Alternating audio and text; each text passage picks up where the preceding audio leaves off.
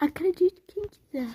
Mas eu acordei às 6h20. Já são 9 e pouca.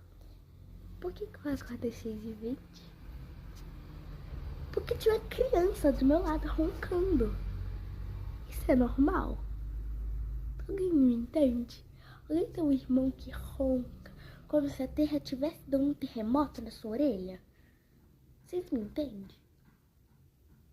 Mas olha aqui, ele fica assim, ó. Eu acho que eu tô com um porco do meu lado.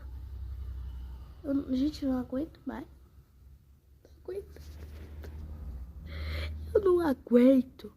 A mãe tá grávida, tá roncando também. Agora o meu irmão. Agora ele tá com o nariz.